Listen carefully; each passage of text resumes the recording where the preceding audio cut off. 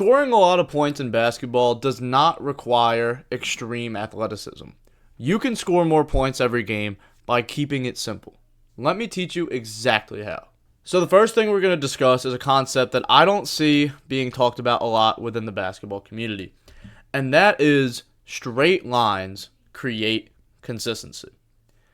What is the shortest distance between 2 points? Well, it's a straight line. So if your goal is to get to the basket, right, let me draw a basket. All right, this is the court.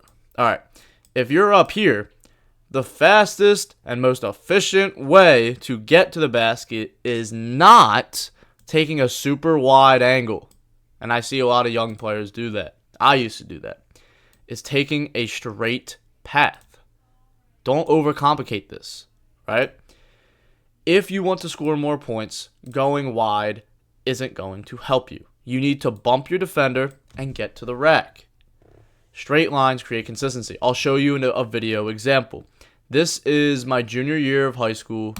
This is a little mixtape of my finishing, my layups. All right, let me pull this up. There we go. Take a look at the path I take to the basket. So here, this is just an acrobatic finish. I don't know how I did this, I'm going to be honest. But if we look at all the other finishes within this list, it's always straight lines, right? That's something my coach helped me out with. Here's a bit of a wide angle. My coach taught me to take a straight line to the basket, my trainer. Boom, right? You get that bump, you stay on that line. Once again, staying on that line. All right, straight lines create consistency. Next thing. Whoever bumps first wins. So bump, oh, great handwriting. Bump first. If your defender is able to bump you off your line, your defender has won. If you can bump your defender, you have all the momentum. So, knowing this fact, you should be aggressive in putting a shoulder into the defender's chest. Imagine a line is on the ground, and that is your path to the basket. It is your job to bump your defender off of that line so you can stay on it. Those are the two easiest ways to get to the basket, by staying on a straight line and bumping your defender first.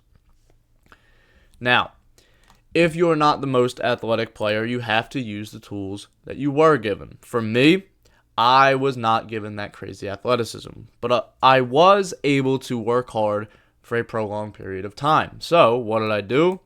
I worked on my shooting. That's real.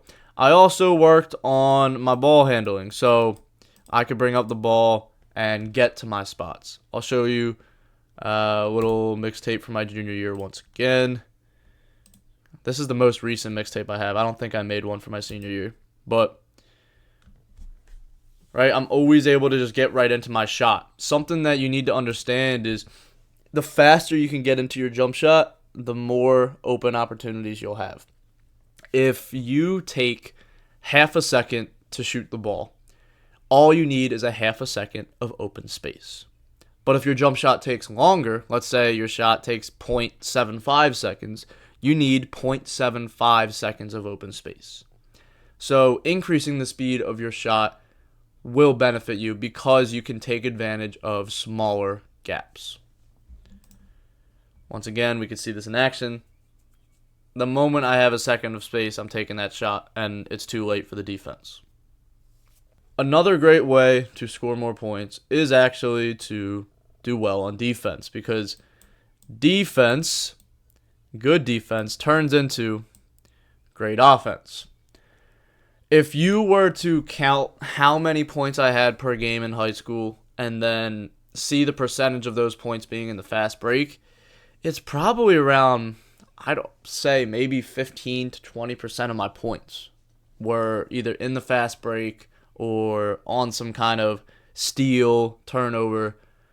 Yeah, man, if you can get really good at getting into the passing lanes, stealing passes, being active with your hands on defense, you're going to get more points by default. You're going to get more fast break opportunities. Another thing, When we're talking about the fast break, you need to know that it's a numbers game, right? So a lot of players are confused on when should they push in the fast break and when should they slow it down. Here's my rule of thumb. If you have a 3-on-3 fast break, you can slow it down if you want. You can. If you have a 3-on-2, right, 2 offensive guys and 2 defenders, push. If you have a 4-on-3, right, you push. Now, let's say the defense has one more defender than you, so 2-on-3, right? That's when you don't push.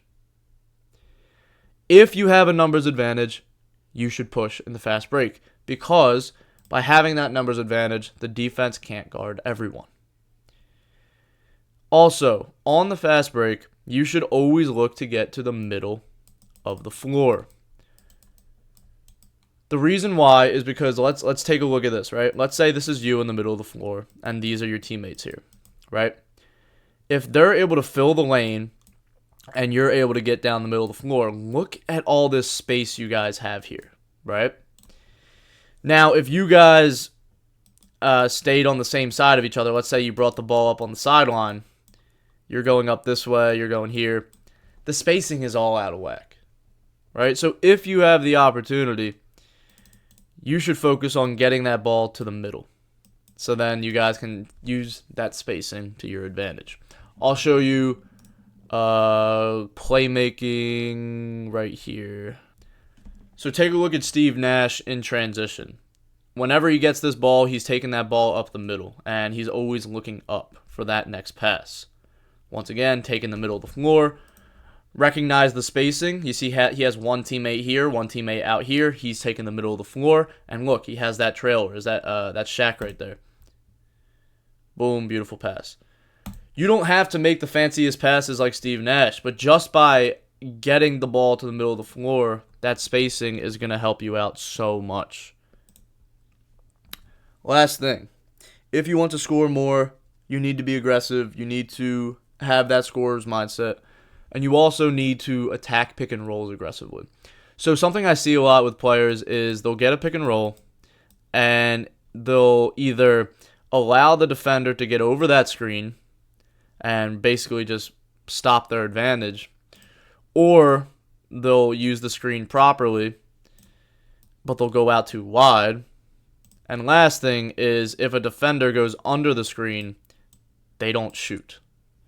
So, a little mantra you should have is, if the defender goes under,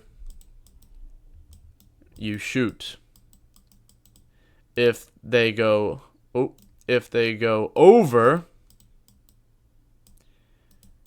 you attack. It's that simple. If a defender is guarding you up here and they cut you off fully, you can always have a misdirection.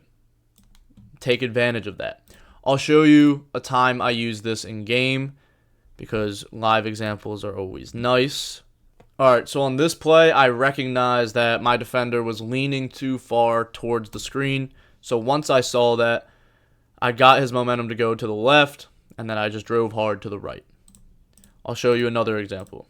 This time, I didn't go around this screen very aggressively. I kind of went too slow, so I had to fix my mistake and go around this screen once again more aggressively. So you see here, not a very quick, turn of that corner.